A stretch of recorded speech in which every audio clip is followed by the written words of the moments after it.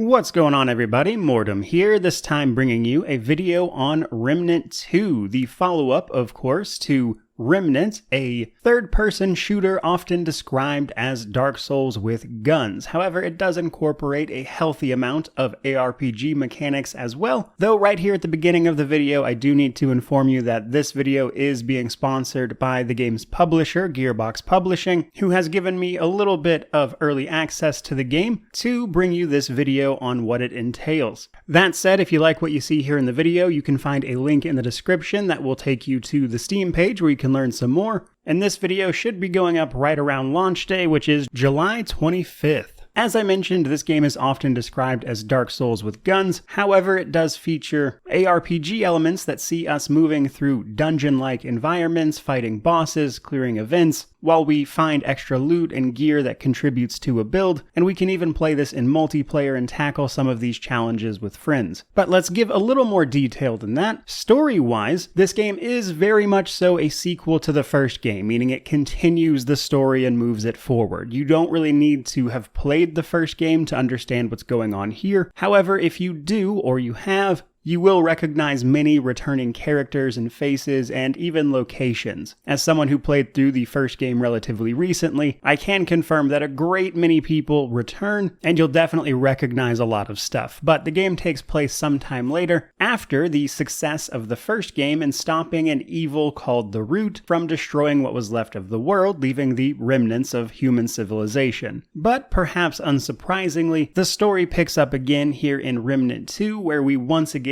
pick up our guns and need to fight the corruption of the Root once more. Now, how this works is we ultimately interact with a world stone, which is going to give us the ability to traverse into different worlds, if you will, filled with their own sentient creatures and lore, and something the game does a pretty good job of is throwing you right into that stuff very quickly. Where the first game got off to a slightly slower start, Remnant 2 does not take much time to throw you into the deep end in terms of the more fantastical elements of what this game has to offer. And for a game with a surprisingly deep amount of lore and interesting worlds to discover, that's certainly a good move. But from there, let's talk a little bit about gameplay. Many of the gameplay elements in Remnant 2 and the systems at play are a refinement of the first game's mechanics. So while if you've played the first game, you should feel right at home here in terms of how things work, they have tweaked and changed things in a few ways that add to the experience and sort of tighten the screws, so to speak. So keep that in mind as we move through this. Difficulty-wise, you have a few different options. Right away, you'll have access to 3 out of 4 of them: Survivor, Veteran, and Nightmare. You are intended to start on either Survivor or Veteran, and then once you have equipment and gear going and have formed a coherent build, then you might want to try tackling Nightmare. And then later, you'll unlock Apocalypse mode, which is the ultimate challenge. That said, after a short tutorial, which introduces you to the characters and basic mechanics of the game, we'll be able to pick our first archetype, such as a medic, gunslinger, a handler, a hunter, or a challenger. Each of these will provide you a playstyle of sorts to begin the game with, but it is by no means final. You will be able to change these out and spec into other things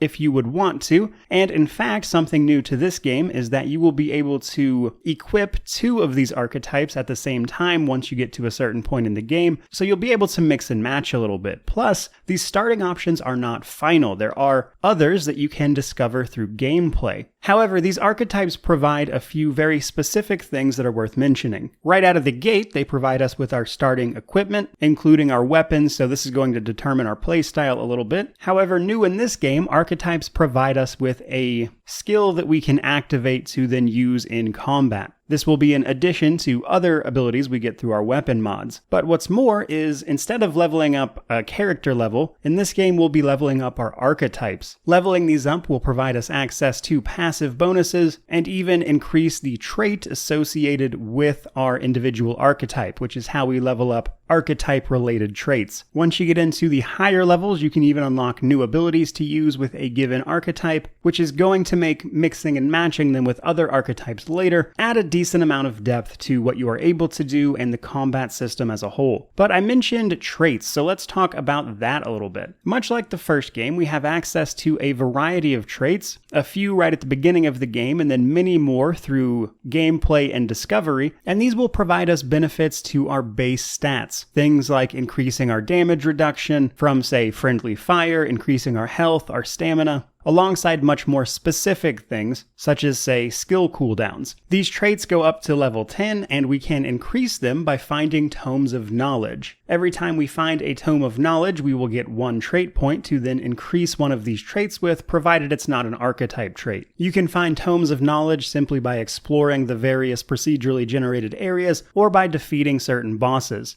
And while that's all well and good, a big part of combat is, of course, the gear we are actually using. In addition to our starting gear, we can find it, craft it, buy more, which includes things like weapons, mods, and armor. Weapons are pretty self-explanatory. There's all sorts of different weapons with different firing rates, behavior in general, so you can find a few weapons you like. You can have a long arm and a sidearm equipped, which have their own ammo type respectively. Armor is going to provide us various resistances against certain types of damage, and also, depending on the weight, potentially change how we engage with the dodge function. If you have a low weight, you'll of course dodge very well, and if it gets higher, this will slow down and even potentially turn into something else. But ultimately, weapons are the most interesting here, simply because they define our playstyle, but even more specifically, the mods are really where the interest lies, as mods are a skill specifically slotted into your weapon. When you defeat bosses, you can potentially craft a boss weapon that has a set mod. However, in regular weapons, the mod is interchangeable, meaning you can swap out the skill associated with it. These can be things like adding fire damage to your weapons, or a variety of other things like simply healing characters, AoE damage, slowing attacks. They do tons of stuff with the mods, and there's a lot of variety there. Though new to this game, we also have mutators. Mutators are another thing we can attach to weapons which will change up their functionality in some way, such as increasing the